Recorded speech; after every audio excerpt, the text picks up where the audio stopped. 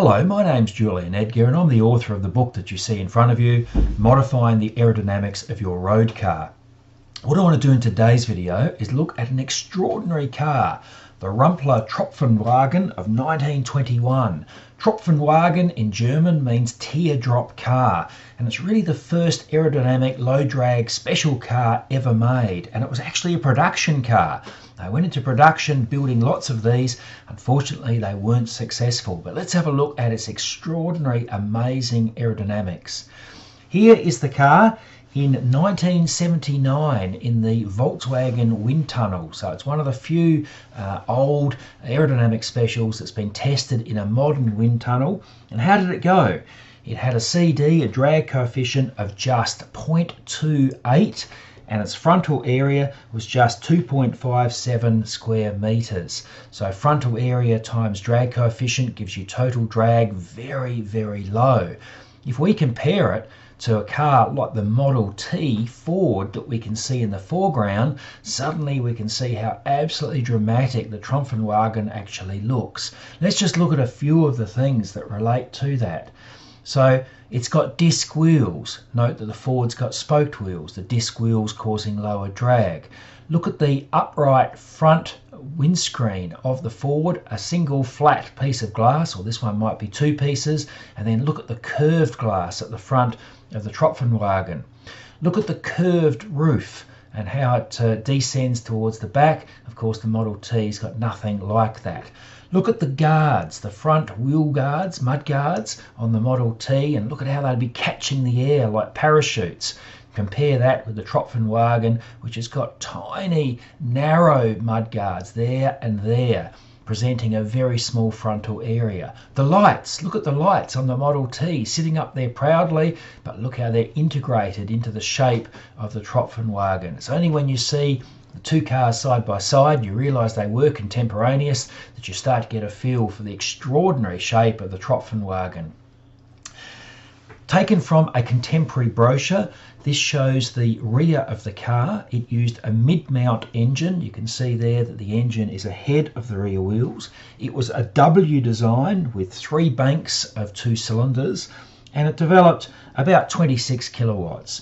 2.58 litres in capacity, and you can see the gearbox is behind, so the transaxle we should perhaps call it, so it's a mid-mount car. You can see the trailing rear leaf springs either side. We'll have a look in a moment and see how that rear suspension worked. In fact, here it is. So remember, the engine is towards the front of the car, it's in the middle of the car. Here's the transaxle behind. We've got drive shafts there. We've got a rear support there, giving effectively a triangular wishbone, and then we had leaf springs that came forward. So swing arm rear suspension, the first car that I'm aware of with a swing arm rear suspension in the world. And of course, every other car had solid suspension, solid axles, although the Tropfenwagen did in fact have a solid front axle. When it was produced, the designers, the engineers had to show to the general public why this car was actually of any use, why it was better than any other car. And they produced a couple of drawings that went into their advertising brochures, the top showing the Tropfenwagen and the bottom showing a conventional car of the time. And of course, all these curly lines show where the turbulence was being created, the wake behind the car. Now, you can see that it's a bit exaggerated, but of course it needed to be exaggerated to make the point. Here's the view looking down on the car, and you can very much see the rounded front and then the teardrop rear of the Tropfenwagen compared with the very bluff square shape or rectangular shape of the conventional car. Looking at the back of the Tropfenwagen, you can see that they clearly went for a teardropped design, what we'd now call boat tailing, the rear of the car coming together towards a single point, or in this case a single vertical axis that we can see there. An exhaust pipe actually comes out at that point, a really nice elegant design aspect. And you can see also the cabin is teardropped towards the rear as well, boat tailed there as well. You can see what I talked about earlier, the mud guards there, the front mud guards there, and there the rear mud guards, presenting extremely little frontal area. But on the downside, notice how the wheels are completely exposed to the airflow. One recent reference suggests that probably increased drag by about 50%, so they could have dropped the drag quite substantially if they'd enclosed the wheels. Looking underneath, these are all photographs that I took in the 2 German museums that still have the only 2 examples of the vehicle. Looking from underneath, you can see the exhaust pipe at the top discharging into that narrow wake, and you can see very much the teardrop shape, the boat tailing of the rear of the car. You can also see it's very sophisticated suspension for its time. And notice the flat under tray ahead of the engine. This was a car that uses a lot of techniques that 100 years later we're considering to be groundbreaking.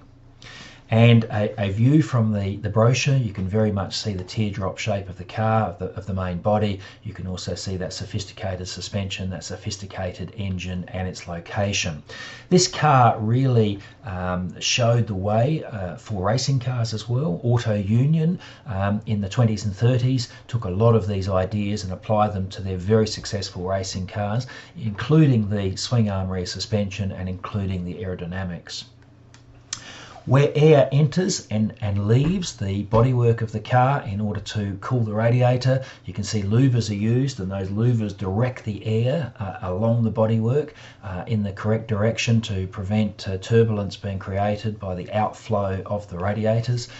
In modern cars, the cooling drag, as it's called, the airflow passing through the radiators, is responsible for about 10% of the overall drag, and you can see here that even then, nearly 100 years ago, they took great effort to reduce the drag created by the need to cool the engine.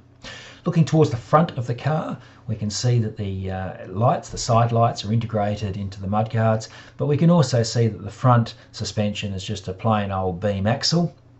It's actually got leaf springs that are well within the bodywork, and so they'd provide very little roll stiffness. One of the criticisms of the car when it was sold as a new car was that the front wheels could shimmy, that is, shake back and forth, and that is a characteristic of beam axle cars.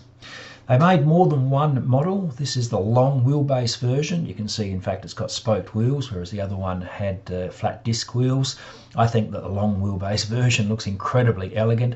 You can see a central driver's seat position, great big steering wheel, but also the curved glass. A little bit different in this one, the curved front surfaces, the headlight incorporated into the bodywork, the nice curved under tray to direct air around there. And if we look towards the back of the car, we can see the boat tailing that we saw on the short wheelbase version. They even made an open version, a soft top version, one of the most extraordinary cars you'll ever see. I think most of the ones that they made were different. They were bespoke. We can see what appears to be an air inlet there, which is different to what we saw on the previous one. But what a magnificent car to go for a ride in. You can see also that the side lights appear to be a little bit more extended than they were on the other car. Here it is again, the long wheelbase version taken from the side. If you look in the windows, which you can do if you stand on tiptoes and peer into the one on display, it's an enormously roomy car as well. Of course, the engine's all tucked away back here, so it's not intruding very much on passenger accommodation at all. You can see more about that car in the book, my book, Modifying the Aerodynamics of Your Road Car. Chapter 2, I have a whole chapter devoted to looking at fascinating aerodynamic cars. The Tropfenwagen is the first one I look at, but I look at to about 20 or 25 other cars of great aerodynamic significance. The book's out now. Thank you.